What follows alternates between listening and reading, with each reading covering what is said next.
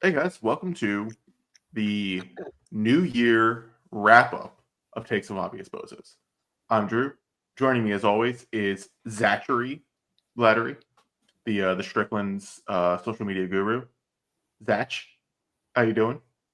Doing great. I am enjoying my little holiday. I don't want to call it a week off, but a week away, which is nice. So How many Hanukkah presents have you gotten so far? I got two very nice Hanukkah presents on the first night of Hanukkah, and then I have not lit the menorah since. I probably Damn, shouldn't admit that, but I am still involved. Unbelievable. Checking in on my friends and family. That's what it's all about. I got to see everybody. You're gonna see them all again pretty soon. So it's All been right, nice. so before I don't want to go too much on Hanukkah stuff because I saw a book yesterday called Hanukkah Pajamakas, and I was like, I need to get this book. But joining us as a special guest on this special episode is the person who effectively carries the Strickland. He has he has Pod Strickland. He has with the the Stricken roll. He has everything else. He just does everything. He's on all the post game shows most of the time when it's just Sam and stuff like that. We have the legend himself, Schwinny Poo. Schwinn, are you? How excited are you to join the flagship, the actual flagship podcast of the Strickland for the first Very time? excited. I'm curious, Zach, is lighting the menorah, is that like lighting the beam? No, it's the opposite actually. It's the total opposite. Like they should never be mentioned in the same breath. They shouldn't even be thought about in the same like 10-minute span or even like hour. Like they're Well, not even close. well, the good thing for you is you lit the menorah. You said you lit it twice, right? Only once the first No, night. once. Only Once. on day So one. anyway, that's still more than the Kings have lit the beam in the last 2 weeks. That's great. Yep, that's quite the bar to reach. So But all right. I have no idea what light the beam is. I really don't. Are you so fucking kidding me? you're better off not knowing, really. Actually, That's like the whole Kings thing where they like every time they win a game they light the beam at the The stadium. King. Oh, as in the Sacramento Kings. yes. No, the LA Kings because we're a hockey pod. I mean, look, Yeah. that sounds We're like a we're here to hockey talk thing. about the Rangers being terrible and having to rebuild a year after going to the Eastern Conference Finals. Oh That's god, what could we're you here to talk imagine about. us trying to do hockey right now? I'd be like Alexander Ovechkin. He's doing well, isn't he? He's still playing, I think. Ugh, No, wait, he's still playing hockey. He's been around for like ever. I know. It's crazy. But all right. So in case we've previewed what this episode is effectively supposed to be, I think in a couple of them before. But I think we should give them a full breakdown though, so we full will explainer. do Yeah. a full breakdown. But before we do that full breakdown, we have our favorite ad read, my favorite ad read, and our favorite sponsor that we've ever had. It is Bet Online. Bet Online is the world's most trusted betting platform and your number one source for online betting. From the earliest odds to in-game live betting, Bet Online provides you with all the action and the ability to watch the games as they happen, with the largest selection of odds on everything from football, NBA, NHL to entertainment and political props. Head to Bet Online today and get in on the action with America's most trusted site for online wagering. Bet Online, the game starts here. And of course, everything related to the Strickland. We have an Instagram. We have a TikTok until America decides to tell tell them to sell it or get out of this country. Get out of here. I think we'll be okay. I think we'll be okay on there. So It's We'll unfortunate. find out. I know we'll find out. But we have a TikTok. We still have an X. We're on Blue Ski. All this good stuff. That's where you can follow us on social media. Don't forget, we have a Patreon. This is where you'll hear takes from Obvious Bozos, the full episode. If you go to patreon.com/Strickland or the strict.land and go to the big giant banner that says, go to our Patreon. We have a $6 tier, which is where you'll hear Friday Pod Stricklands with Schwinn and Prez. Prez is behind Prez is behind the paywall. Stacy gets the free slot, which is always great. You get Stricken Roll in the $9 tier, I believe. You get exclusive articles from Matthew Miranda. You get merchandise discounts. You get the full thing here. All that good stuff. Again, patreon.com/Strickland. And that's enough for the ad read because we have a very, very special podcast today. We're doing an year end review, which means we went back by we I mean me, back to January 1st, 2024. And I went through all the takes that were submitted starting January 1st, 2024. And we have tons of takes to get through. I think I pretty much stopped, think of it like the first quarter. So I kind of stopped around like playoff time coming around in April. So I have like all these sort of takes. So we're gonna just go back. We're just gonna read them. We're just gonna react to them. And Schwinn has no idea what has been submitted. It said he has no clue. I found them. Zach double checked and reviewed everything. So we have elite takes that we're just gonna have fun with, and I hope you guys are ready for them. Ready for the first one? I'm ready. I'm excited. Schwinn, you ready? All right, we're doing this in chronological order, and I have the date also specifically when the take was submitted. So on January 3rd, 2024, Nitro Tuggle has Hartenstein should be our long-term center. Can't let him leave in free agency. Well, this is January 20th, 2024. January January 3rd. Oh, so this was after I think we played the Timberwolves on the 1st. Not sure who we played on the 3rd, but I know we played the Timberwolves on the 1st. I mean, this isn't a bad take. This is a good take, actually. Even though I know. Yeah, this is a good take. Shit. This is a great take, and it's not his fault that the fucking cap has restrictions, and we were outbid on Isaiah Hartenstein by the Oklahoma City oil drillers. It really isn't it such an interesting alternate reality to really think about though right now, right? If we had Hartenstein and did everything else that we did, we'd be the best team in basketball. I believe that. But are the Knicks getting Towns as well? Do you think? Yeah. They were going to do Towns anyway. They didn't want to They did not want to do the Randall thing again. That was like very obvious to me. That was very obvious. The fact that the entire summer, that they were never close on any contract talk with them. They did not. They don't hold that shit into the season. The only time they've done it is with Mitchell Robinson, and that was a weird scenario because he had such a cheap 4th year and he was coming off an injury and whatnot. So, yeah, I don't know. I think they would have done it anyway. I think they always wanted Towns, and we already know that they're not opposed to obviously playing Towns next to another big man. Mm-hmm. I say Hartenstein is probably better than any of the current big men we have in terms of fitting alongside him offensively. So, yeah. Mm-hmm.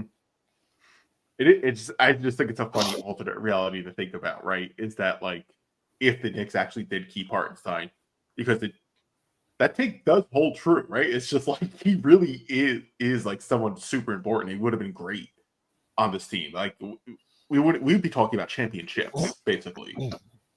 Yeah. And I think he would have been like unlocked even further playing next to Towns and having him kind of do some more of the offensive stuff and open it up even more. And it's unfortunate, but it's a fun thing to think about.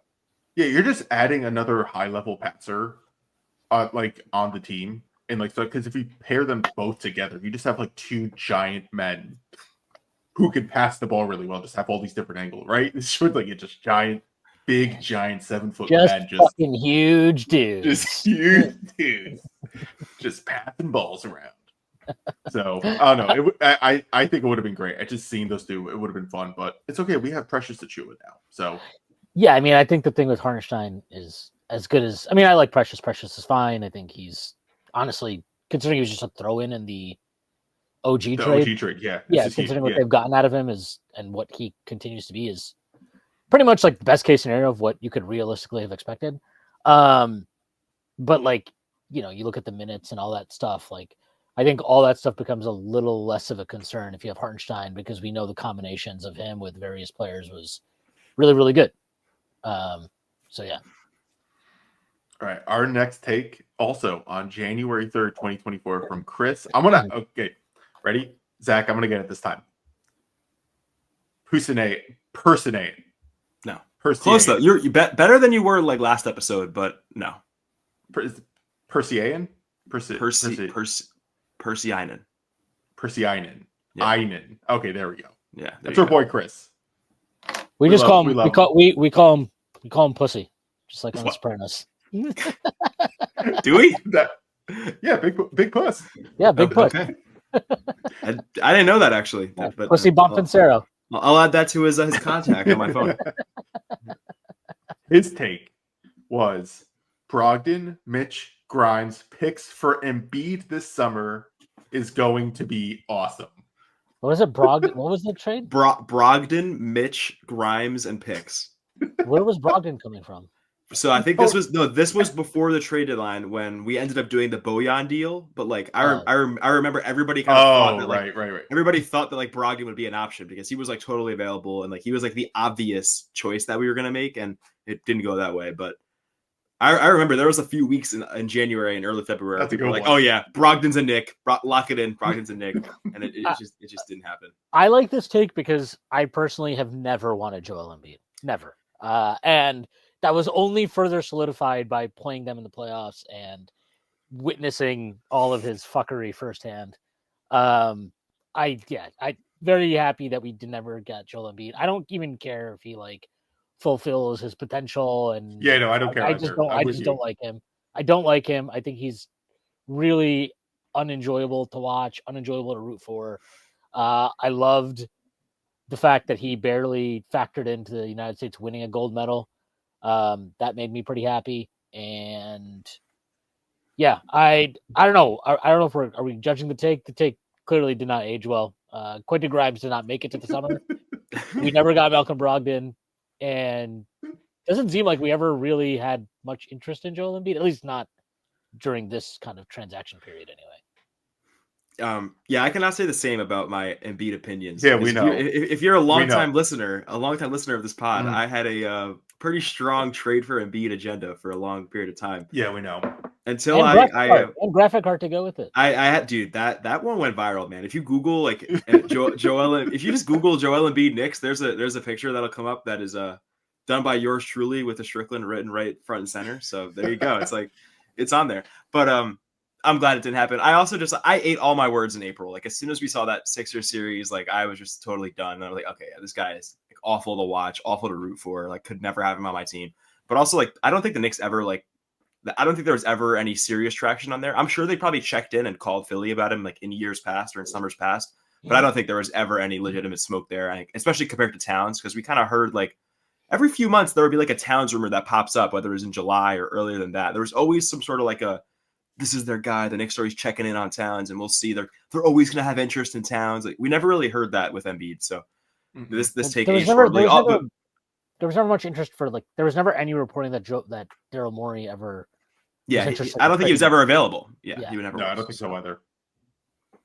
But thank God he never did because we're in a much better place. So much better place. Okay. Welcome, Pac-Man on January 5th has a take. You know what? This one aged really well so far. This is phenomenal. The great squeege. OG trade. Yeah, the great squeege. The post OG trade Knicks with a good third creator are a better team than the Milwaukee Bucks.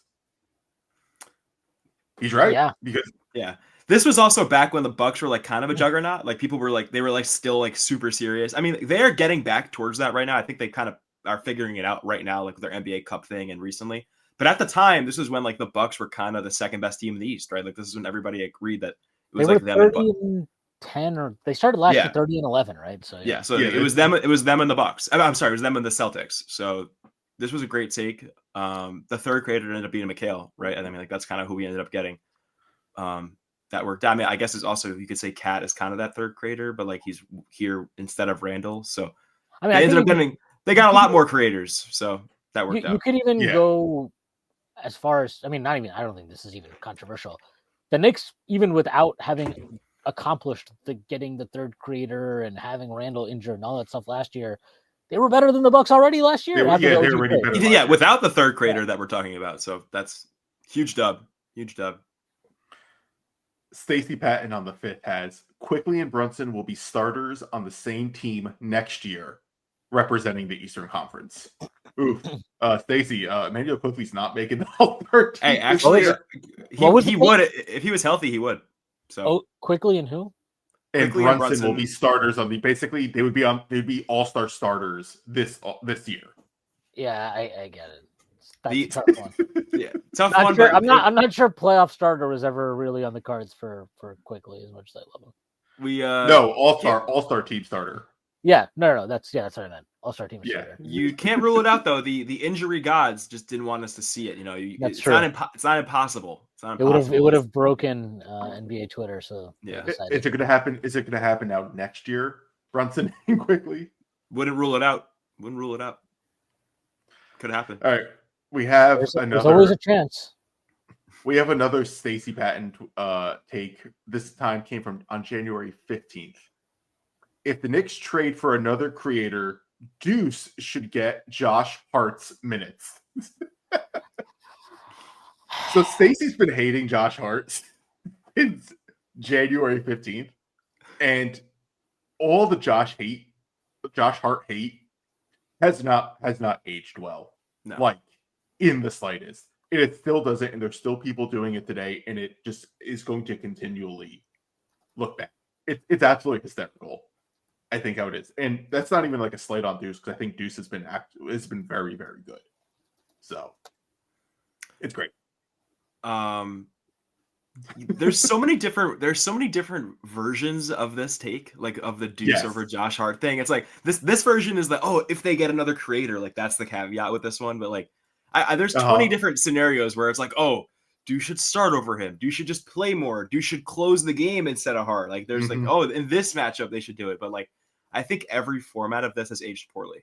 And I kind of like said some similar things in this vein before, but I think I was more in on Josh Hart than most, which I guess I'll pride myself on. But I see why people said all this stuff, and it's great to see it all age poorly. Yeah, it's the main part of it really comes down to the fact that like Hartenstein doesn't shoot the ball and Randall was like the most inconsistent shooter there was. So and there were moments where you had like 3 bad shooters out there, which it wasn't actually true, but I get it why people thought that. Yeah, so like now that everyone on the team can shoot, like Josh Hart is very much needed.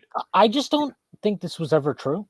Like it was never true. What Deuce has never like. I like Deuce. I think Deuce is fantastic and great and whatever. There's a difference between I play 20 minutes off the bench and sometimes when the team is shorthanded or I have it going, my minutes tick up to 30, 35 minutes a night. There's a difference between that and I play 35 minutes every single night. There's a massive difference between those things. They are not the same thing. And there's never been a point in my life and I'll say this as somebody who thought Deuce starting over Hart was a legitimate conversation to start the year. But at no point in my life was I like, Josh Hart should always be a major minutes player on the team. I've never had an issue with him being like a 30-plus minute a night guy, guaranteed, because he's always played at that level for the Knicks. Like, there's really nothing to point to that says he has not played at that level. And if you're arguing against, like, you know, him deserving that role or somebody else, look, at the end, like, this is a meritocracy. That's how the league works. And obviously it's not always so cut and dry and there's politics involved or whatever. But if you want to take his job, then you have to go take it. Like, that's how that works. Like Quentin Grimes had a job and then Dante DiVincenzo came and took it. And that's it. Like, that's how it works. If you want the job, you go and take it. And yes, there's always weird things like, why the fuck was Alec Burks starting at point guard for a whole season instead of Emmanuel Quickley? I don't know. We'll never know the answer to that. But for the most part, if you perform at a level where it just cannot be ignored, you're going to eventually take the job of the person you're outperforming. And I don't know. I mean, it's really that simple. Like, we know this for sure that if Hartenstein had come back, let's say we don't do the catch right, Hartenstein comes back and Mitchell Robinson's healthy, Hartenstein was going to be the starter. There's no question because he took the job. He took the job. That's it. It's simple as that. So, look, if I'm happy to have Deuce, I'm happy to have such world-class problems at this point.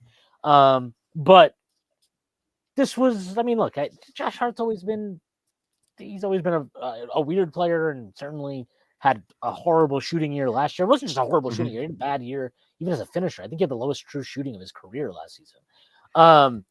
But like, that always seemed like an aberration. And even amidst that, he was extremely valuable. I mean, the fact that he played the 4 for so many like long stretches of the season when OG was out. I mean, even in the playoffs, he played so much of the 4. So the fact that he can just kind of perform all these different weird roles makes him incredibly valuable. And I also think it makes it hard to maybe totally capture his value when you just look at his numbers and impact and all that type of stuff in isolation. I think all the lineup data since he's been here has pointed to him being an incredibly valuable, incredibly impactful player.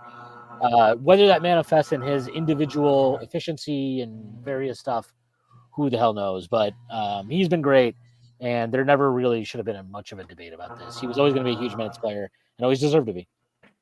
Yeah, I also think the shooting with him is kind of like the whole like Josh Hart's a bad shooter, or he's like a liability, or you can ignore him in the playoffs. I always thought that was a little blown out of proportion, and like especially like even last year, which was like his worst shooting year, you just said, there were so many moments where, like this is such a ball don't stop Hooper take, but he makes the ones that matter. Like if you really leave him open, especially in these big playoff games, like you can trust him to knock down. Like how many in the Philly series did he hit where like they had an literally ignored him? Game like, one, he hit like 4 in a row. Yeah. So it's like he hit monster threes there. He hits the series winner in game 6, basically. That three at the top of the key. Like he just makes big shots. He had the fucking shot against Cleveland in 2023 at the end of game 1, end of the shot clock. He's had monster moments. He fucking like had that destruction game in Philly last year where he had like the most insane. What do you have, like 18 rows of something? Something like that. Yeah, absolutely disgusting game. I think he was like plus 38 or some ridiculous number. Like he's a great player. He's just a great role player who exists in his own special little world of like those elite role players at this point. And I think like because he wasn't seen in that vein, like when the Knicks traded for him, I remember my initial reaction was because it was like a protected first, right? That could turn into 4 seconds, whatever the hell it was. I was like, this feels like a little bit of an overpay, but I think he definitely makes us better. And that was like I was like, he's a good vibes guy. I have no problem with this. I think he'll be fine. But if you had told me that like his impact would be what it has been, I think anybody who thought that is lying to you. Like really, I think anybody who says that he would have been as valuable and played as many minutes and just done all the different things that he has done since he's been here. If they told you that when we traded for like he's going to do all this shit, it'd be like, yeah, you're lying, bro. Like that's just not real.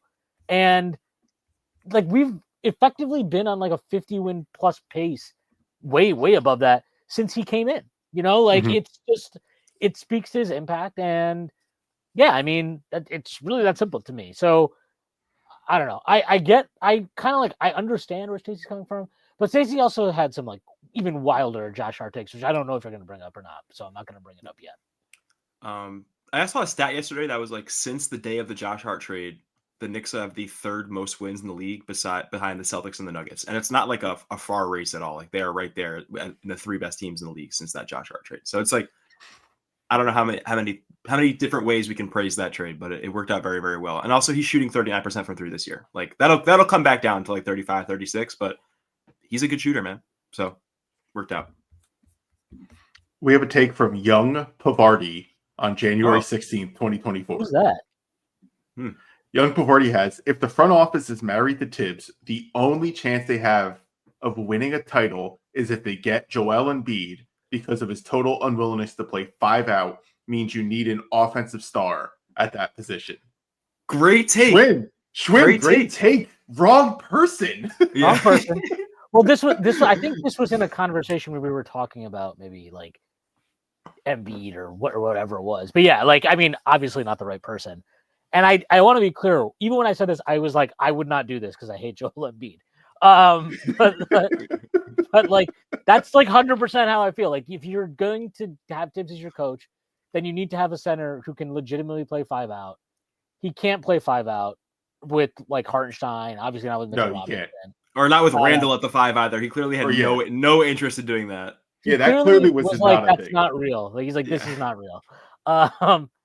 And I think the knockoff like option that I was interested in, not this past offseason, but the offseason before, so after the 2022-23 season, was Naz Reid. He obviously re-signed with the Timberwolves, and he's nowhere near Cat. But like that was kind of like why I was interested in Naz Reid, where I was like, maybe like this guy can give you that option at least. Like give you an option. Exactly. You can go 5 out. But yeah, like I do think now watching Cat for 32 games, or I guess he's played 31, but like watching it so far this season, I feel even more like strongly about this because one, I'm like, man, I didn't realize I knew 5-out would be awesome, but this is so much more awesome than I even thought it would be. I agree. And then the other part is like you just see the value of it in these like you see how it opens up all this cutting. It's unlocked like all that type of stuff and made offense easier in a lot of ways. Like, yeah, look, you're never gonna have 82 games of like brilliant cutting, everything always works, like glorious off-ball movement. Like you're gonna have ugly games, and for those games, you need your stars to show up. Yesterday was one of those, right? Right, like the Knicks couldn't make a three, and they did not have any juice defensively, and et cetera, et cetera. But like that's why you have games to have Jalen Brunson. Like that's why you have Jalen Brunson, right? Because in those games, he can bail you out, get you a win. But on aggregate, his life is much easier this year for having Karl-Anthony Towns. Significant, yes, yeah, significantly like, easier. And all these guys' lives are easier. OG, Hart, at least offensively, like all their lives are easier. And yeah, that is 100% true. Now we have to see if like the defense can hold up in the playoffs with Cat at the 5 and next blah blah blah. But offensively, I honestly, even if the defense doesn't work out, I think that still goes to my point of like you still need the guy that can go 5-out, but maybe that guy needs to be like an elite defender too, which that is a handful of players. Like there's Embiid if he can get over his playoff yips. There's Porzingis if he can stay on the court. There's Wemby. That was the guy I wanted to bring up because Porzingis was a name that you had circled for like that same offseason as the Naz Reid summer. That was a guy. I thought the Knicks should have gone for him. But look, in fairness to them, they could have gone for him. They could have been right about it. He did not play like basically any of the playoffs last year, and they still won it, and Boston still won a title. Yeah, I don't think we would have won a title in that same scenario. We didn't last year, right? We lost Mitchell Robinson. We were like, I don't know. And then this year he's out. He missed 2 months to start the year, and then he also is out right now. He's missing time again. He got injured on Christmas Day, and so we have to see if he'll ever stay healthy and be good. But yeah, he's somebody I like. But yeah, so KP, Embiid. You can talk about Brook Lopez kind of, but he's a little bit washed now. Brook Lopez at his prime though, 100% was an option in this kind of vein. Wemby will be coming. Wemby probably honestly he's coming home. He's coming home. He was in Washington Square Park planting the seeds yesterday. Is he going to? He's going back home to Paris. PSG. He's part. He's going to be part of the people who are getting sent out for sending Wemby back to France. But yeah, like I think Wemby might already be there. He's fucking insane, man. But yeah, like that's. I think that is. I mean, is that the list? I guess Jokic, but Jokic is different. He's not. I don't know. He's like its own. Yeah, thing. Jokic is his own. Yeah. Yeah. Jokic what about Alex Sarr? No. I look. He's got a long way to go. We'll see. Like 5 years. I'm not intrigued by Alex Sarr. I'll put it that way. Yeah. I like this Wizards team when Jordan Poole doesn't play. And Kuzma. Kuzma, right? Like I like how they play. Like I think they play like there's like good things going on there. Like they clearly need like the right guy, and Jordan Poole and Kyle Kuzma are not those guys. But like Sarr looks pretty good. Like Koulibaly like plays like hustles. Like Bob Carrington, like they just kind of do a bunch of things. Where I'm just like, oh, good, they're trying. Yeah, I mean, it also helped yesterday that they were making shots, which they don't normally do. Well, what's his name had the career of career. Justin Champagny. Yeah, crazy. So, all right, our next. This is a little conversation that happened on January 27th. Young Bavardi has. We need to add whoever is the closest star version of what Josh Hart is and will win a championship. Basketball robot. It's Jimmy Butler. Stacey Patton. It's Mikal. It's Mikal Bridges. Young Bavardi responding to Stacey Patton. Hart is physically overpowering. The Knicks are made up of these guys now, basically, across the board. Mikal isn't that. Basketball robot. Once again, you're thinking of Jimmy Butler. The problem with Jimmy, I don't think I did have a phase where I was like, maybe we should just trade for Jimmy. But that time is gone. I don't want him. I think Jimmy being Jimmy, like him being allowed to be himself, it's like it's over now, right? Like he kind of needs to be like reined back in and be like, no, you're not like the unhinged like person who can carry a bunch of scrubs to the Mickey Mouse final, right? Like he's not that guy anymore. He basically is glorified Josh Hart at this point, so he needs to like stay in his lane. But I just think it's funny that Dallas, our beloved Dallas, who makes multiple appearances in this document, is like, we need Jimmy Butler, and then Stacey brings up Mikhail shows up so much in this, and I can't wait. Oh like, I just love it. Great. Yeah. And you're like, he's a twig. I mean, like, he was right though, and like Mikhail is definitely not like a physically overpowering player, but I think he's not. The missive was that like it's okay if he's not one. Like he can still fit in over here without being that physically overpowering player. I also think it'd be great if he went to the rim a little bit more, if he draw a few more fouls, but it's fine as is, and I think there's still some like low-hanging fruit for him to grab, but it worked out pretty well. It was, I mean, let's be, the first month was not pretty viewing, but he's definitely been a lot better since then. And yeah, like, you know, it just speaks like this is like everybody has their own takes and things you have to adjust your opinion with new information. But I think it's like more, you know, there's always space for like different types of players as long as they continue to do good things.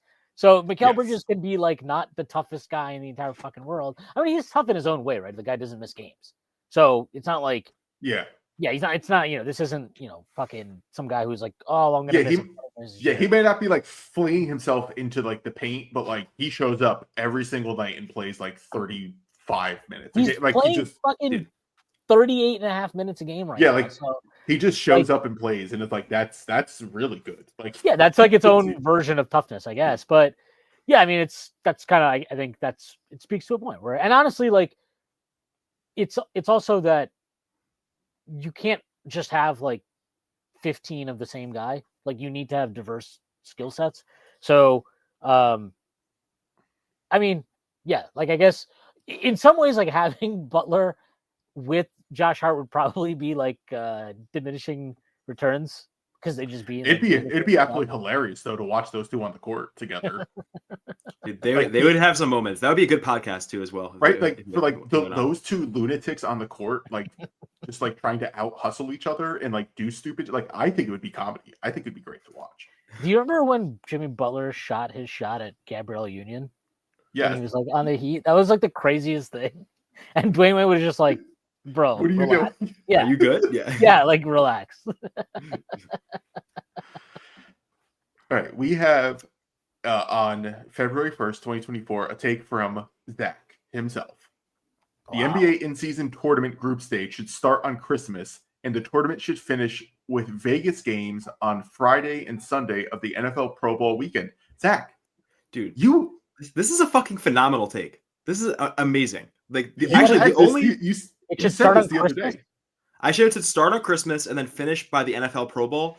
I'm now realizing that it might not be enough time. Like that might be too short of a window, but I think they can make it work. I think that's like just enough time. Go ahead. I actually think they should expand the NBA Cup. Like, me too. So what I noticed this year, a quarter of the season should be the group games. Yes, I think there's only 4 group stage games right now. I think the obvious next step is like 8 group stage games, and maybe down the line we do more than 8. Maybe you go 12 or like 16 games at some point. I think it should be 16 games. I think you can easily make this. You can expand it through the season, so we get 16 games. And like, it's so funny to me. People are like, "No, well, it was just to like the entire point is to just boost the ratings early in the season when nobody's watching." And I'm like, no, why can't you just apply that logic to the entire season? Like that makes no sense to me. Yeah. Because nobody, like, other than sickos, nobody's actually watching, you know, like the fucking middle of February games and shit. Like that's just not a thing anybody's doing other than NBA sickos. So if you make it a quarter, like if you make it 16 group stage games, and then you can have the semifinal or the quarterfinals, semifinals, finals. What you should do is have the quarterfinals can be like whatever, a game, and make it I don't know, pick a weekend in March or something. And then what I would do is then have the semifinals and finals occur, like end of the season happens, right? The end of the season is it's always on a Sunday. And then they don't start the playoffs until the following Saturday. Make it a 2-week break until the playoffs start. You make the following week, so you make it Friday night is the semifinals, Sunday, whatever time you want to do it on Sunday. That can be the final. And then you have another week until the following Saturday, and that is when the playoffs start. That's what I would do. Yeah. I actually think there is one major flaw in this take that I didn't have. I noticed it more after this season than I did last year. The Vegas games should not be in Vegas. Vegas is it just doesn't work, man. Those crowds are like, it's like a funeral home. Like nobody cares at all. The team's fan bases don't exist in Vegas, so like there's really no like energy in the building. It's more of like a spectator event rather than like a participant. But this is the issue with it, is you not giving people enough time to plan for it. That's another thing too. Yes. If you end the group stages, like, so if you have the quarterfinal in, let's say you wrap everything up, so the group stage and the quarterfinal stage by, let's even just say the fucking beginning of March, by like first weekend of March, you're done with all that shit. That gives people 2 months basically. So if you're saying at the end of the regular season, that week after the regular season, that gives you basically 2 months for people to plan and go out there. And that will happen. If you give people time to plan and go out there, they will do it. This is why, like, you'll get, fucking playoff games where you get all these like, oh, the fucking Chiefs are playing, they're at Cincinnati, and they'll have a week notice for that, but they'll go because you see it also in college football bowl games. I think is a similar scenario where like the whole teams will travel for that. But it's definitely weird right now. I also just think like if we do it in home arenas, it's still gonna be really fun. And I think the energy will be great. I think some of the quarterfinal or semifinal elimination games that were in home arenas this year were awesome. I mean, like even the Knicks Hawks game, which the Knicks ended up losing, but like that was still a great crowd and like an awesome energy game. The Bucks had a couple ones that are in Milwaukee that were really great. Like there were a few really great environments this year. So I think the Vegas thing is worth experimenting with right now. I don't really like how that. The Knicks have a home arena in Vegas though. They have the Sphere. We do, dude. One day there will be some sort of NBA event in the Sphere. Just get the Sphere. Just make the Sphere the place. I'm telling you, like that. I think, honestly, regardless, I think every cup game until the final should be it shouldn't be a neutral site. Like it should be at a home arena. Yeah.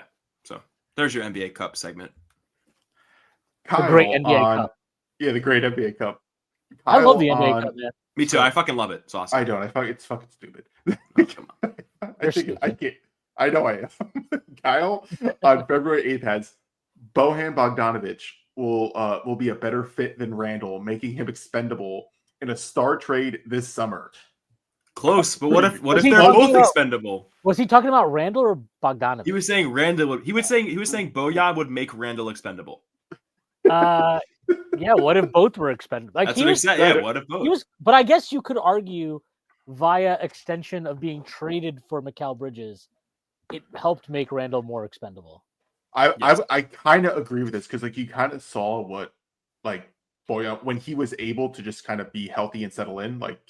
He was cooking off the bench, right? Like there were moments where just like he could cook, and you're like, wait a second, if we could just get someone else who isn't Randall who can kind of cook for a less amount of like a less concentrated time, this team could still work. And we kind of saw that like actually came to fruition. Like I think also this is like true in a way.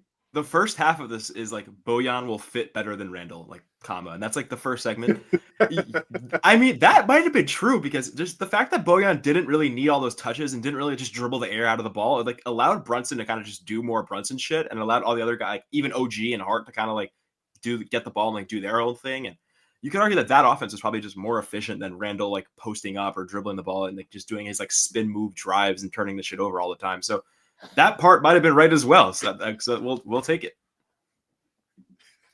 I love that take. All right. We have a non-basketball take coming up right now. This is from Basketball Robot, same day on the 8th.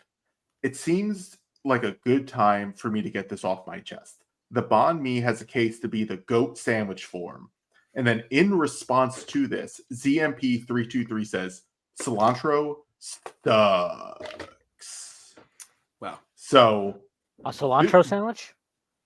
Does Banh Mi have cilantro typically? I mean, I does it? Yeah, you can add cilantro to it. Okay. You can add cilantro to basically anything. Yeah. Anyone who thinks cilantro sucks should get him out of here. Just send them to Canada or something like that. Like, what do you mean cilantro sucks? Cilantro's the best. Well, if you send them to Canada, might not be Canada for too much longer, apparently. Yeah, no. It's... is that what they're saying? Yeah. It's going to annex it. But no, I think that take on saying cilantro sucks is terrible. But I think Dallas, the Banh Mi itself, I do think he has a point there. That like the crispy French baguette with the pate, and then you just kind of build off that. What the hell kind of banh mi does Dallas get though? He doesn't eat meat. Oh, that's a great point. Tofu banh mi or some shit. Oh, is he had to have like an all like fucking veggie awful. thing? Oh, you know what? Yeah, Dallas probably has like the worst version of a banh mi now that I think about it. Yeah, that's like banh mi is great, but it's just not a vegetarian friendly. Wait, is he just having like the carrots, the daikon, the jalapenos, the That's cilantro? Can I just get extra daikon on that? Oh, right. He couldn't have the pate either because that's meat. Yeah. That's a right. So he's having the worst version of banh mi, and he has the steak, which is impressive. You know what? Shout out to the banh mi then. It may actually be the best sandwich for him. On this, I will say I think that's a fair take. But for a fucking vegetarian to have this take is insane. Like a fucking falafel sandwich clears this by a mile. Oh, that's a good point. Yeah, if we're going full veggie, I definitely like a falafel wrappers. Yeah, it's not close. I don't know. I could never put myself in the shoes of a vegetarian. I couldn't even think about it. Like I couldn't. So it's just like I also like they're at banh mi's are great. Like definitely up there. Like I will never pass up an opportunity to have one. But there are better sandwiches, man. Like do we count like a cheeseburger as a sandwich? Like, no, cheeseburger's not a sandwich. It's its own thing. No, cheeseburger's a cheeseburger. Okay, all right. Well, what about like a bacon, egg, and cheese, bro? That's a sandwich, right? Like I would rather have a sandwich. But it is like I don't know how to explain it. A banh mi is a type of sandwich. A bacon, egg, and cheese, I guess, is a type of sandwich, but it's a breakfast sandwich. It's a breakfast roll sandwich. So so a lunch sandwich. Like I'm kind of just gonna go like chicken cutlet sandwiches over this. Like Monte Cristo is pretty good. Yeah, or even like a prosciutto and some fresh mutts, like something like that. You know, like some Italian sandwiches. Like I'm gonna go with those. I'll tell you, I'm a big just like give me like a good chicken salad or a good tuna salad. Yeah, like those are all good. Like there's a lot of good options here. I don't know if like banh mi's are great, but I don't know if it's like a runaway favorite here. The only good thing Americans do, aside from democracy, aside from real democracy, is fucking sandwiches. American sandwiches are great. Fucking great at sandwiches in this country. Yeah, we really do. We know how to make a sandwich. I don't know. I think you can do a lot of these things in the banh mi format as well. So like, can you imagine a chicken salad sandwich and you get to throw in some jalapenos and you put it on that crispy baguette? Like that sandwich would slap too. Mm. Yeah. I mean, Subway's fantastic. I haven't had Subway in a while. Okay, so speaking of Subway, there's a Subway. Of course, there's a Subway in a public, like a MBTA stop. So like you get off the train and be like right before you go on the bus, hit the Subway. Subway smelled really good one morning, and I'm like, damn, should I get a Subway sandwich? It always smells so good in there, but then like the food is just kind of like mid. At Subway? Yeah. The problem with Subway too is now the sandwich, like you're not even getting a fucking deal on these. I'm like, I'm paying. No, you're not. $17 for this. Like, let me just go to the deli, man. Fuck this. Yeah. On February 27th, 2034, little bro from the Bronx says the Knicks will win a chip. No, the Knicks need to win. Yeah, the Knicks need to win a championship in the next 3 to 5 years because when Wemby is ready, it's over. I don't ever. So yes, the Knicks need to win. No, they definitely need to win a chip in the next 3 to 5 years, given all the moves they made. So that part has aged. Yeah, like their core roster, like their window is 3 to 5 years. Like they have to win one within this. Yeah, but like the whole the league just doesn't work like this anymore. Where it's like, oh, we have the guys, so now like we're gonna win championships forever. The last team to repeat was the Golden State Warriors, and they had Steph and KD. Since then, it's gone Raptors, Lakers, Bucks, Warriors, Nuggets, Celtics. So you haven't had not one of those teams has chipped up again. You haven't had any consecutive, and now with the way the CBA is, I don't see it. And honestly, look, Wemby's fantastic, and I think he might already be. I think he already is top 5. I don't know, but like. Careers are long, seasons are long. We don't know how things are going to develop. Knock on wood, the guy stays healthy. He's a fucking freak. Who knows how all these things develop? Like it's just I would pump. I get the sentiment. The sentiment is fine. If the sentiment is just like Wemby's going to be fucking crazy and keep him as far away from the Knicks as possible. I agree with that. Every time we play them, I'm just like, keep that fucking alien out in the West. We're good. Like, we're good in the East over here. We have our own bullshit to deal with Joe fucking Mazzulla and his crazy, disgusting NBA tactics. But like, keep him out of the West. So I agree with that sentiment. But like, he's gonna own the league in 3 to 5. It just doesn't work like that. It doesn't work that way. And honestly, like OKC is like they have every opportunity to be really, really good for an extended run here as well. Given they have Chet, they have obviously SGA, who's already an MVP candidate. I think he might be like the second or third best player in the league right now. And then Isaiah Hartenstein, who's better than Karl Anthony Towns on offense. Right, yeah, better offensive player than Towns. And they have all these picks, and they just it's too early to say any of this stuff. Wemby will be dominating the league in 3 to 5 years playing for the Knicks, so that'll be great. I suspect you'll be wrong about that, unfortunately. Yeah, nope. This guy he loves New York, man. He can't help himself but to just love New York. He does. Listen, I'll respect Wemby if he in his 5th year is like, no, I'm taking the qualifying offer and I'm going to just only go to New York and that's it. Then I'll respect him. Yeah, that would be cool. Our beloved Jerry Garcia on March 1st they should cancel this year's election and make Bondum 34 our king. I just thought this was funny because we could have used the canceled election this year. Yeah, that would have been great. Actually, this would have been a much better option. I concur. Yeah, this would have been better. Young Pavardi on the 3rd of March has Shake Milton was to plant Alec Burks would be noticeably better than him. Actually, good take. Age well. Didn't age well. No, Shake Milton was way more important to us than Alec Burks ended up being because of the Shake Milton sign and trade that got us Mikal Bridges. So there you go. Like that actually he was noticeably better than Burks because of that. So we did get a Burks moment in we did in Game 7. We got a few Burks moments. He was great. He almost won us Game 3 too. He was awesome in that game. Like it was nice. He was awesome in Game 5. He was even one of the few that played well in Game 7. It was nice to just be like he was so cooked. Like he was just cooked. But it didn't matter because when the playoffs came, he showed up. I'll always respect Alec Burks. Well, we need to bring him home again. I'd love to. Yep. Yeah. Okay. You don't think Alec Burks would cook in the playoffs again? No, he would, but I just don't know where we have room for him. Hopefully, we're healthy. Really? We don't know where we have room. We play like fucking. We're getting like a Landry Shamit's getting 40 minutes off the bench. Yo, I kind of like Shamit, man. I love Shamit, but I do too. But off the bench.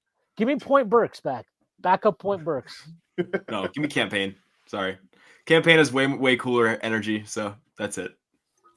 What? Cooler than Alec Burks? Yeah, he does. Sorry. Burks. I'm not slandering Alec Burks. I'm just big Campaign guy. Alec Burks on my pod. Dude, Alec Burks. Your pod. This is our pod. The fuck? Yo. Alec Burks plays in Air Force waiters, black Air Force waiters. Every single waiter, as in like the shoes waiters wear. You know when you see, forget it. You ever go to like a restaurant and you just see the staff wearing just like black shoes? Yes, the non-slip shoes. Yeah, that's what Alec Burks wears. You know that Zach worked at like a pizza place, right? So. Multiple. I worked on like 4, and a burger place. So that's basic. I've worn plenty of my non-slip sneakers in my day. So Vintage Randall on March 8th has the Celtics are the new Niners and will add many legacy points to the Jokic career when he beats them in the finals. Oof, that didn't age well. Well, this should have happened if the Nuggets just weren't stupid. Like this would be great if the Nuggets made like proactive moves instead of just like sitting on their hands and signing like Westbrook and Saric and being like, oh, this is our offseason. Like no, but I wish this happened. Young Pavardi on March 11th has I'm all in on King Julius. When was this? March 7th? March 11th. The 11th. Is that the day that we played Miami? And when he got hurt? No, he got hurt in January. No, so he was out. January. He was like well out at this point. Was there like a report that said he was like working his way back at this? Yeah, so this is when he was about to be like, oh, he's making progress and everything like that, right? And we're all like, yeah, let's we're in on like let's just get Randall back. Like let's have a Randall redemption, right? Like that was it. And well, it didn't work out that way for Julius. Now he's sad in Minnesota basically.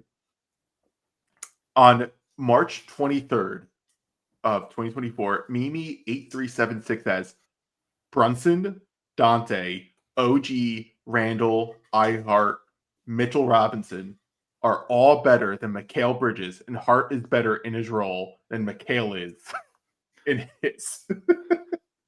Dude, I think Mikal just had this like Brooklyn stench on him where none of us wanted to admit that he was like talented or remotely good at all. We were just like, yeah, no. So this is he also didn't look good though for like a year. Like most of the second half of last year, he looked actively. He was checked out though. He was so checked out of that situation. Like the issue, I think, for maybe I don't know for a lot of people, I can at least say for me, is usually when like the player stuff comes up, it's usually a response to how people on social media are like interpreting what is happening. So a lot of it was just so much like Mikal is this star, right? Like he is a star in the making. We also saw it too a lot on like these NBA broadcasts, right? Where like when the Nets would play, there'd be like, future star Mikal Bridges. It's just like that's not who he is, right? Like how they're framing, how they always framed it, and I always fought back on that, and that's what always got me. So the Mikal hate ultimately came, I think, from like a backlash of what it is, because like if you put him in a better role, which he is now on the Knicks, you're like, oh, he is very good, and like role really matters, right? Like role, who you're playing with, and like stuff in the league, like really does matter. It's just funny to see that now because I think right now we'd be like Mikal Bridges is better than Julius Randle. He's better than Isaiah Hartenstein. Like we'd be all of it. Oh, here's one. This take is from Uzak on the 28th of March. We should start calling Isaiah Hartenstein Zay. Zach, that's a terrible take. This didn't work out. This was terrible. That's a terrible nickname. I will say like this is Zach that posted this? I said this. Oh my god. Okay, here's the thing. Zay. Okay, Zay. Let's call him Zay. For some reason, nobody in the fan base wanted to call him Zay, but the players did. Josh Hart would call him that all the time, and like all his teammates would call him Zay. So I wanted it to, like bring that over to the fan base, but it just no, it didn't work. It didn't work out. I have a feeling for some reason maybe that message coming from you was maybe not the. Well, he said like Isaiah Hart, and there's like 8 syllables in that shit. It's just like too long. Like Zay is a good like 1 syllable name. I don't know. I think iFart's pretty good. Yeah, that's much better. Pretty good. Much better. So or just like Fart. To revisit my I'm all in on King Julius take, I do want to point out, like this guy's fucking account got suspended, but that guy Moose NBA had the best tweet that summed up exactly how I felt after we traded Randall, where it was like, oh my god, now that we finally traded him, I can finally be honest and say that I never believed in him, and I'm so happy he's not on my team anymore. And that's literally how I felt. I was like, I appreciate Randall, but if you put a gun to my head throughout my life, I would have been like, hey, do you think Julius Randle can like be the starter on the championship team? No, I don't think so. I'm not sure. That's like when people would get mad, when people like they were, when they do like the NBA ranks or whatever, and they would rank like Derek White over him. Every people are getting really, really upset about it. And in my head, I'm like, yeah, well, actually, yeah. Like, I think I'd rather have Derek White. Yeah. There's an element of when you're a fan, you kind of have to like dig into certain trenches, and you have to be in certain trenches, right? Like you have to be like King Julius Randle. You have to come on, of course, because he's on the team. 2010 and 5, 2010 and 5, man. Right. Now that he's off the team, would I take Derek White over him? Yeah, 100% of the time. Like in his stupid bald head and everything. Like Derek White's very like that. Yeah, you just kind of have to do that as a fan. Let's respect the bald head because it's much better than whatever the fuck was going on before that. Oh, listen. Shout out to Derek White for finally accepting what he needs to do. And here's another thing. Jalen Suggs is just about to bring a good NBA player until he shaves his head. Yeah. He's not going to be good. Like he's just going to be a worse version of Marcus Smart until he shaves his head and just embraces that like he's done. Like it sucks. I feel bad for him. You're not even 25 years old. You're losing your hair. It sucks. I feel you. I would also want to hold on to semblance of my hair as like I get it, but you have to let it go. Have to. Basketball robot. April 7th, 2024.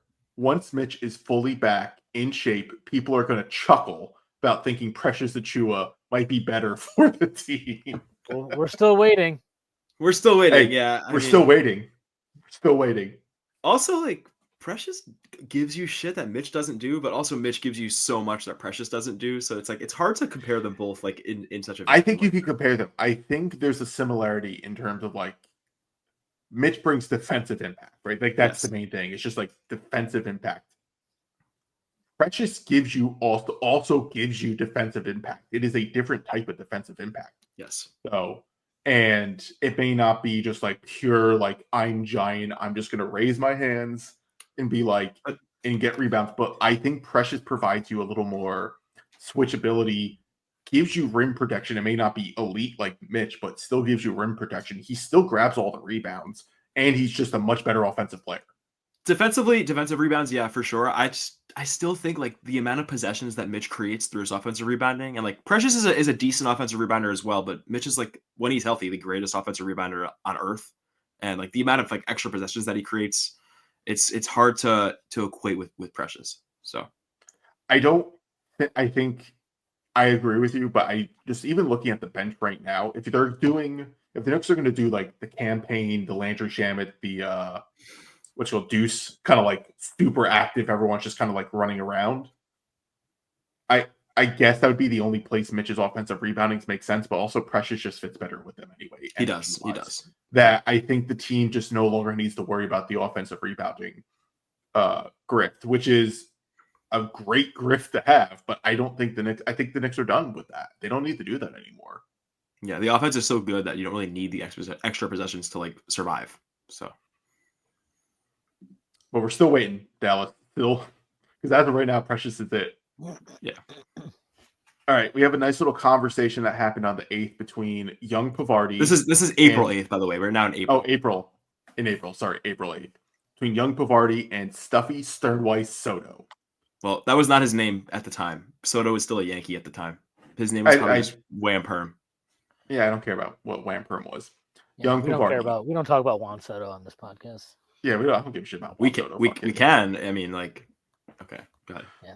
Why would you want to? He went to the loser organization. He went to a world-class winning organization with fierce, ferocious culture. So there you go. The culture that is currently jerking off losing in the NLCS. He left a team that made it to the World Series to go to a team that didn't make the World Series. He actually went to a team that took more games off the Dodgers than the team in the World Series. Wow, what a fucking great job. He did. Who won the series? The Dodgers, but they also beat the Yankees. They embarrassed the Yankees actually in the World Series. That's great. The Yankees basically played them even. If you look at the games, actually, that's not true. That's not what the scores say at all. If you look at like it basically came down to runners in scoring position. That was it. Okay. Yeah. The Yankees left more. You're too young for this, Zach, but the greatest Jets coach, Herm Edwards, told us all, you play to win the game. Do you remember that? I don't remember that. Right, exactly. You play to win. Soto left because the Mets gave him way more money and gave him everything he wanted, and that's it. Like nothing else matters. So it's because they respected his family. Yeah, and the culture. Right. The culture was just oozing. They were oozing culture. Yeah, and it's like they're oozing culture. That I'm sure that Steve Cohen, convicted felon, is a great culture setter. He is actually. Great. Yes. Yeah, just like Donald Trump. Yeah. Yeah, Donald Trump, Steve Cohen, brothers in arms. How many trips to Epstein Island do you think Steve Cohen made? No comment. Yeah, that's what I thought. Yeah. Young Pavardi on April 8th. We can win the East even without our great friend and leader of the program, Julius Randle. Leader of the program, by the way. Wham Perm. Despite the fact that I think this is possible, we've all gained a new appreciation for Julius these last few months, and oddly enough, getting injured has cemented his legacy as a beloved Knick. I mean, I actually think that's true. I know, but hold on. This is that's hilarious. You say that. Big fan of this take. Rare Wardy. You said that. Yeah, that I think it's true. I think it's true. I think it's true too. I think it's true too. Once you get further away from like the trade, right? Like when people get divorced, like usually like the initial part is like when it's most acrimonious, and then as you get further and further away from that split, you're like, oh yeah, it's like usually like, yeah, you got the kids this weekend, pal.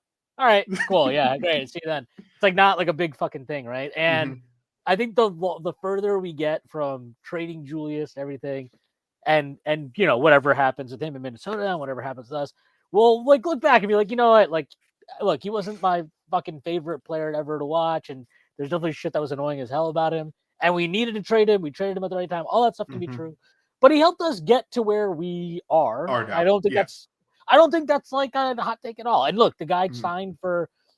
Yeah, Alex has brought this up many times. He was basically on a bargain contract his entire time on the Knicks. He made 2 All-NBA teams. He made 3 All-Star teams. Like, return for value in the 2000s Knicks era in terms of free agency, I don't think it's close. Like, he's pretty easily the next best. I guess Brunson is he'll be the number one. Right. But after Brunson, and the fact that he predates Brunson, I think is pretty significant. Yeah, no, I just think it's very funny because now we look back, we're like, oh, thank God.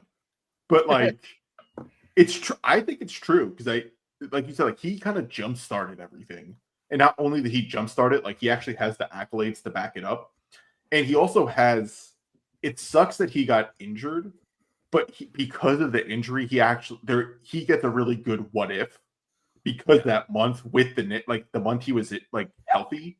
The Knicks looked like they were gonna like run rampant in the East too, right? Like they were just like, oh shit, this team is legit. And also, I want to point this out. This came after we had beaten the Bucks 122-109 the night before, and the Knicks then closed out that season. They smoked the Bulls the next game, and then they destroyed the Celtics. There was a 118-109 game, but if you guys remember, the Knicks were up like 30 that entire second half. They were just destroying. That was a full strength Celtics team. That was. And we had just gotten OG back. I still think that if OG had stayed healthy. Whoa, wait. We have breaking slop right now. We have breaking slop from Shams. The Lakers have agreed on the trade to send D'Angelo Russell, Max Lewis, and 3 second-round picks to the Brooklyn Nets for Dorian Finney-Smith and Nick legend Shake Milton. He's home. D'Angelo Russell is home. Breaking. I had to triple check to make sure that wasn't like a fake account or some shit. But that's a cool trade. I mean, like that's a. So I guess the fucking report from Nets Daily sources that like the Grizzlies were closing in on DFS last night was not true. But that's real slot, man. Well, so I mean, someone was closing in on him. I have an immediate take. Immediate take on this. DFS is going to play way worse with the Lakers. I think I agree with you. I agree with that. I think there's something about like this trade, like oh my god, thank God. Like I don't think it's going to work out.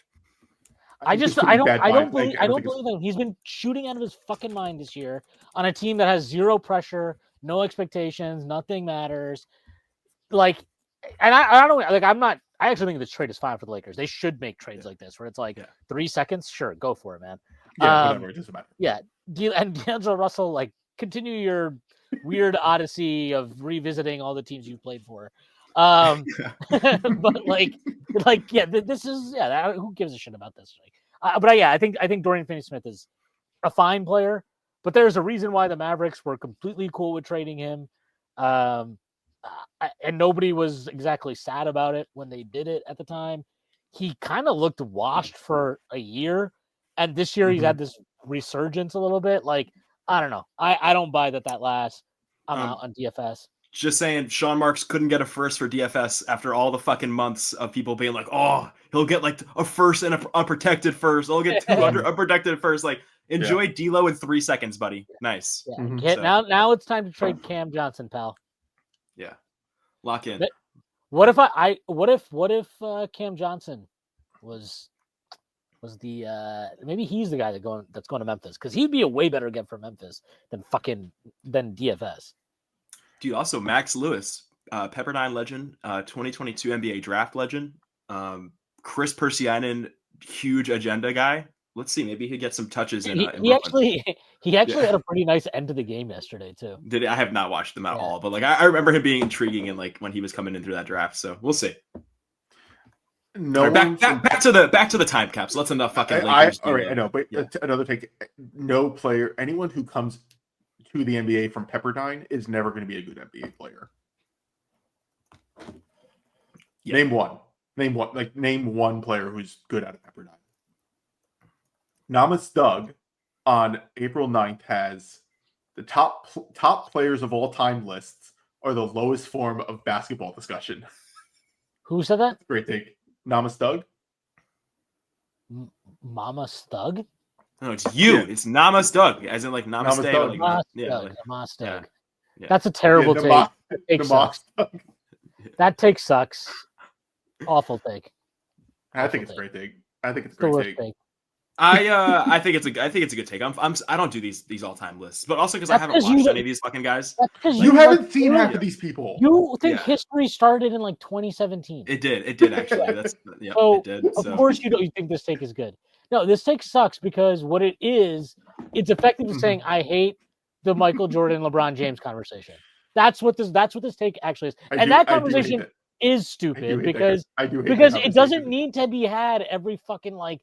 No, it happens way too much. It's too much. It happens all the time for no reason, and that part sucks. But there's actually, I think all-time rankings are cool, but I do think that when it starts like seeping into like why are we talking about this in like February, like LeBron will have some monster game in February, and it's like, does this put him past Michael Jordan? I'm like, yeah, and it's like no. Why would and like even like if you think he's better than Michael Jordan already, then obviously that nothing is good. Like that would be great.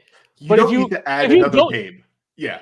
No, it's just like if you didn't think he was better than Michael Jordan right now, then a random fucking game in like February should not change your opinion on that. And obviously it wouldn't. So why would that be a conversation? If he wins another championship or like gets to a final or something, then it's like, all right, I can understand why that is the conversation. But when it's just like these random games, that shit is stupid. And that stuff gets into like the all-time. Yeah, so I get that part of it. I don't agree with the overall thing. Bad take. Kill yourself. That's fine. You know what? Glad thing. I'll do it later. I'll do it right after the pod. Duffy Cernway Soto on April 10th has, if the Knicks bring back this exact rotation plus Julius Randle in an upgrade for Bogey next season, they'll be the best team in the NBA. I mean, is that crazy?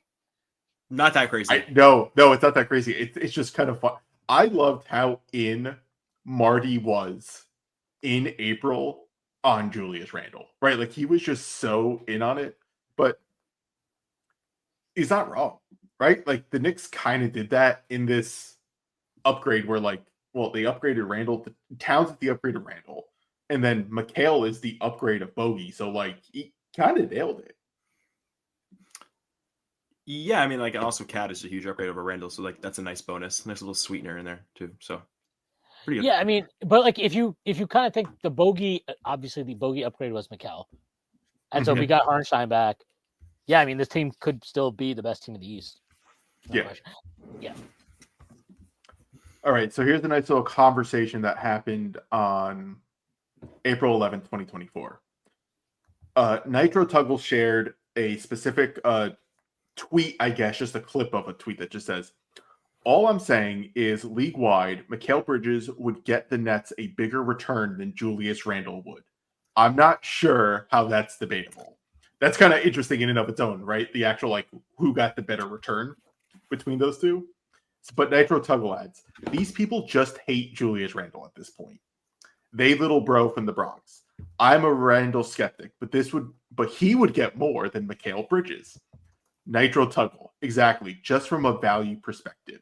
Knicks fans who want McHale are losers and deserve to be thrown from skyscrapers during our championship parade. Wait, what was the last one again? The last one was Nitro Tuggle. Knicks fans who want McHale are losers and deserve to be thrown from skyscrapers during our championship parade. Yeah, this is. I probably like there are three. There are 3 laughing emojis and 2 like pointer finger up emojis on this. Yeah, I bet I'm probably one of them. I'm probably. I think I'm in there. Me too. I'm pretty sure that's it. It's so funny to look down, just looking back at it. Who got the greater return? I would say Randall got the better return, right? Like they got the complimentary superstar type guy in Towns. Then Bogey. Right? Because wouldn't you say that? Because like I think it's so weird. It's so weird to like, because the cat thing, they had to get Cat, basically. Like they had to do it once Hartenstein left. That was like, that's what it's looking like. Like I don't know what I'm sure there were other options. I mean, they definitely looked at other options. There was reporting to that effect all summer, right? Like Nick Richards and Walker Kessler and whoever, but like they needed to get a center at bare minimum, which we know. So I don't know. Like it's But would you say the Randall return, which was Karl Anthony Towns, right? Like effectively, is that a better return than Mikal Bridges, which happened to be controlling 5 first-round picks, right? I would. What's the better return?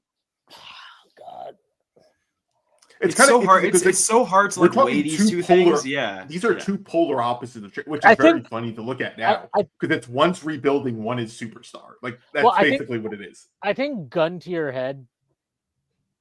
Wait, you're saying return for the other, not the Knicks, other team.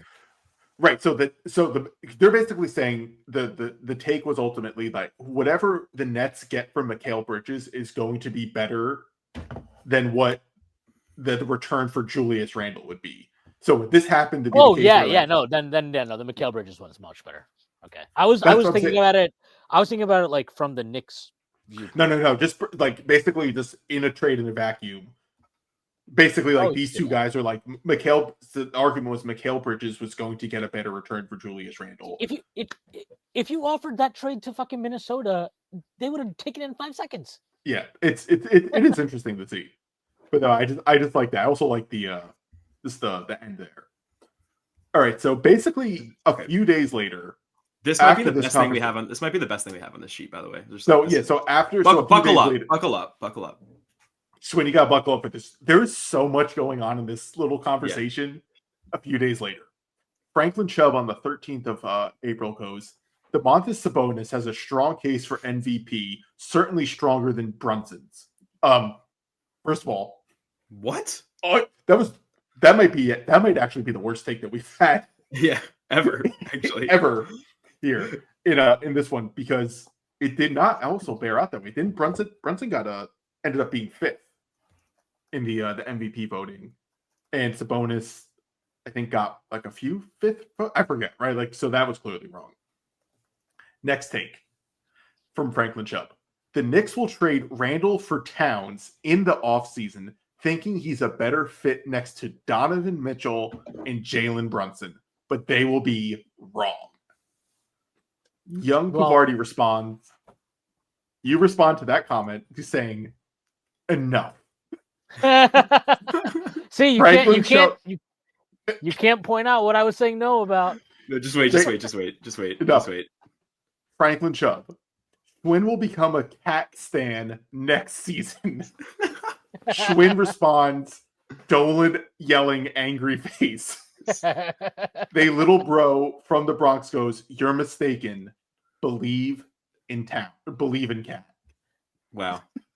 Poetic. I was sending the Dolan angry face because I was like, I already believe in Towns, obviously. Come on. Yes, of course. How could you think that I don't love Karl Anthony Towns? That's crazy.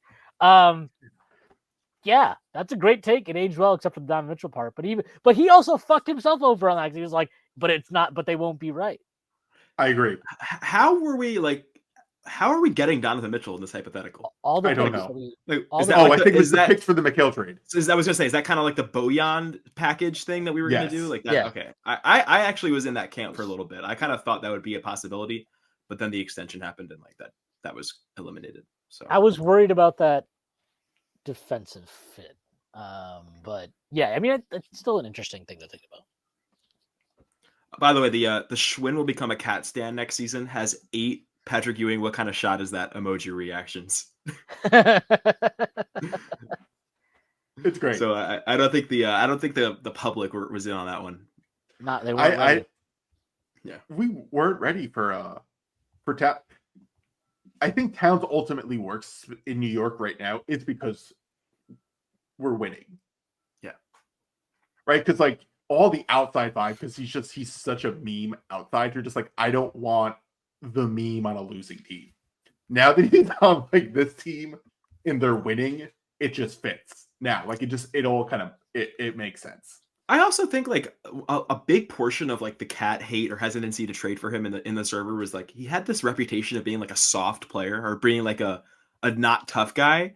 I don't know, man. Like he seems pretty fucking tough to me. Like we've watched 30 games of him so far, and like I don't think any of that is like true. Or I mean, I guess he kind of presents himself as like a little more emotional and expressive on the court, but I don't think that actually affects his game at all. I think he's as tough as they come. So I don't know if I wouldn't say he's like the toughest guy in the world. I mean, the league is filled with tough guys, right? So yeah, like whatever. But like, I haven't watched the game yet and been like, "Ooh, can't believe this guy is just like pushing Cat around." And yeah, like that doesn't happen yet.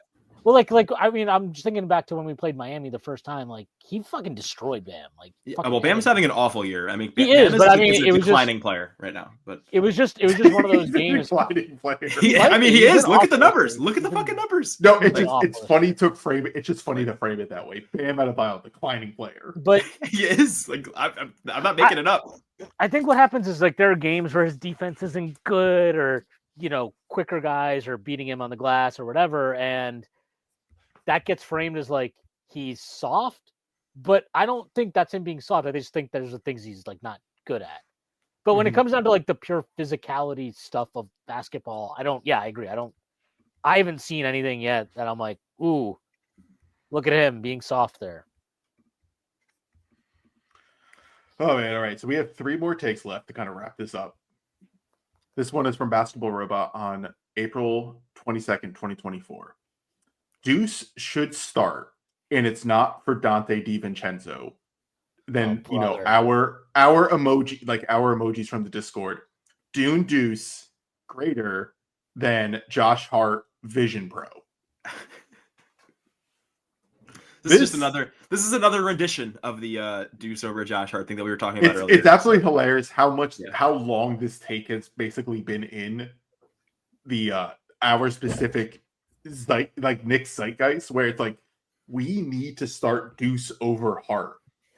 It's like everyone is saying that, and it's just so goddamn funny. Yeah. Also, another terrible Dallas take. Terrible Dallas take. Okay, the next one's great. Let's just go to the next one. All right, next one is Chris Persinayan. You got it. You were close, but you had it before. You had it an hour ago. Persinayan? No, I'm not even gonna. Persinayan, whatever. Chris, just go. Our beloved Chris on April 29th. Given that the Knicks have Jalen Brunson and amazing complementary talent, I would give up control of every single draft pick we possibly could if it meant swapping Julius Randle for Devin Booker. Given that the Knicks, this was Chris. This is from Chris. Chris goes, I would give up control of every single draft pick we possibly could if it meant swapping Julius Randle for Devin Booker. So basically like the McHale trade, but it's Julius Randle.